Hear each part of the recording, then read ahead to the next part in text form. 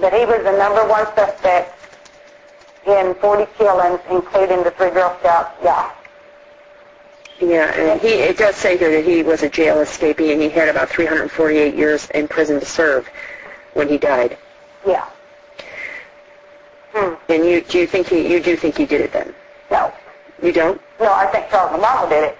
Okay. But here's the catch. Charles' nickname also was Sonny, and it was basically what everybody knew him by. If people didn't know his real name, they knew him as Sonny the Indian. He was 3/4 Cherokee Indian. His mother was full blood.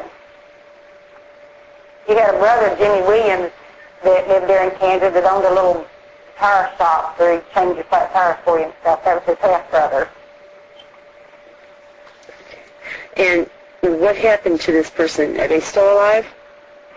If he's still alive, I have no idea. If he was ever arrested, I have no idea what ever happened. They left him out there under surveillance for quite a while, and he had all these personalities, right?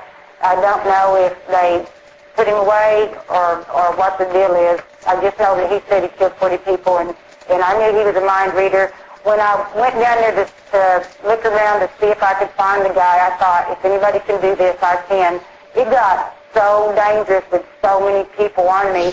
While I was hanging around with him, I had all this Arkansas Satanist bunch on me, and he just kind of made a remark that he knew them people that followed me, and I thought, wow, that was the real freaky part there, because maybe he is a Satanist too, and no one even told me if he is or not. But it all looks like he is. It all points to the fact that he is, but I have no idea.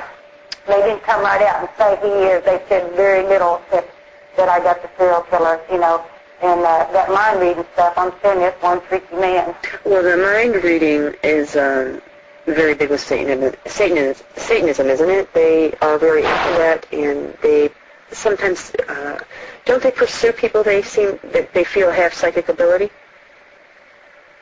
It's my understanding from what I'm hearing from other people that they want access to people that they see have some kind of ability, some kind of insight, you know, into the psychic realm. When they wanted our mother to kill us, once she didn't do it, they realized that we were smart kids, you know, and the more they checked us out a little bit, the more they thought, wow, we need to grab these kids away from that woman. That's a better idea than having them killed, you know, and then having her put away and using her for a guinea pig.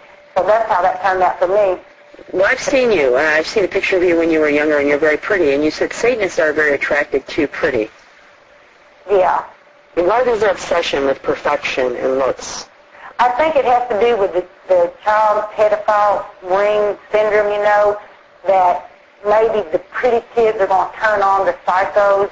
And more money. More money. Yeah, much more money. Okay. What do you think, actually, I was going to ask you is what about the Oklahoma City serial killers that you saw? Well, he didn't go to Oklahoma because he was kind of close. Oh, no, Oklahoma, Texas. You said Texas. Yeah, Texas. Okay. The first part that I talked about was Fort Worth, that was Texas. Okay.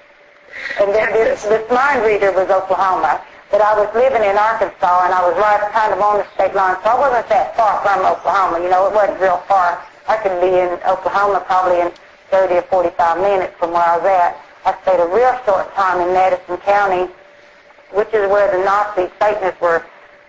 Cotto Gilmore bunch was actually headquarters at, but they were smart enough not to do too awful much in their own county. Besides, they had this fetish for tampering the vehicles they couldn't seem to get over. Gary Gilmore and Jerry Cottle, who were cousins. This was generational Satanists. They actually worked in Springdale, Arkansas, which is Washington County, at Keystone Fasteners, which is a nail factory. Freaky dudes running in and out of people's house.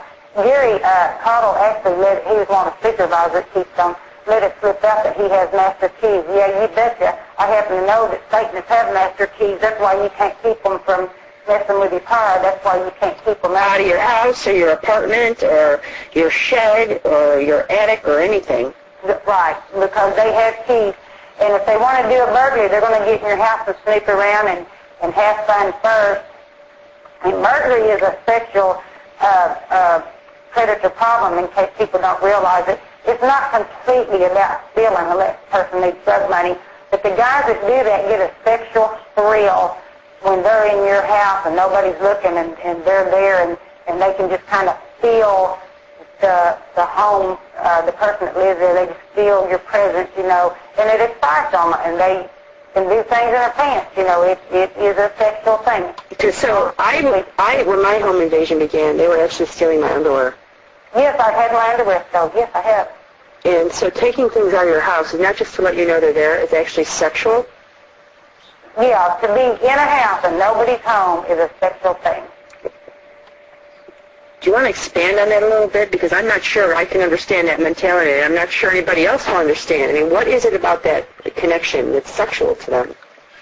I guess it's just a mental illness with them people to be in your house, that they can. I had a detective to tell me that they can do all kinds of things in their pants, you know, because the excitement. Hanging out of a window when you're almost in there is so exciting, you know, because they're getting closer to their goal. And they just feel the presence of that woman that they want to be close to. Or that child, if it's a child, you know, if it's a pretty little blonde kid that they're thrilled with, being in that same house and being in that room and seeing them toys and like you said, looking at them underwears in the drawer and looking at clothes in the closet, it's very exciting. And when they're doing this to you, if they're not doing a real burglary, which these Nazis don't do that too often to we who are there, that are their victims, you know, that they are taking little mementos and they may move something, and if you're not real careful and you know exactly how you put something on your table or your dresser, if you know exactly how you put it, you know if it's been tampered with, and that's how I tried to keep track of how often they were going in my house. But I still couldn't call law enforcement because I had my little boy to try to protect, and there was people missing all around me, and, you know, so you couldn't just complain about every little thing that happened. I basically just had to let them run in and out of my house and make their stuff at home for pretty near a lifetime, I tell you. What happens with these items they steal? I mean, when they move things around, we organized stalking victims have referred to that as gaslighting, because there was a movie made back in the 40s where a man would move things and do things like that to his wife. It was called, I think it was gaslighting or gaslit or something, to drive her insane. So they pick up that term gaslighting and they apply it to what these people are doing when they come in our home. They move things a little bit to make us think that we're, you know, insane. We come home and we try to remember, oh my God, did I put that there? And you're questioning your own sanity when that happens. So they begin to prepare you for a psychological downturn, is what I call it. And it plays with your mind because you start to think, oh my God, did I do that or didn't I do that? And you become unsure of yourself and it starts to set you off. Also, when things start to disappear, you know, you find yourself a little upset about it and confused, especially if it returns itself to the place that it was gone from in the first place. Right. And then you're like, oh my gosh, you know, was it ever really gone? They play little games with your minds. But what I found out is they love to cut holes, and they were cutting holes in my underwear. They take underwear, they were cutting holes in crotches. Can you tell me about that?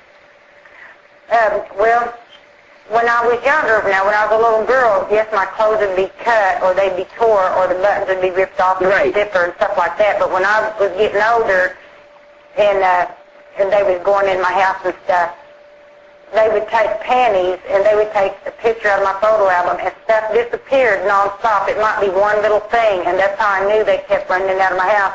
And it was really rare that any neighbor would say, somebody went in your house, someone reached in the window and they could just get in, you know. And I would say, who is it? I had a woman, 80 years old, tell me, I can't tell you because they'll kill me. And she never would tell me who it was. But she had a burglary after she told me that. So they wanted to remind her to keep her mouth shut, you know. But she recognized whoever it was that was going in my house and going in my windows. But this was a different burglar that was stealing my panties at that time, and it wasn't the Nazis, because the Nazis had their keys to start with. They didn't have to go into no window.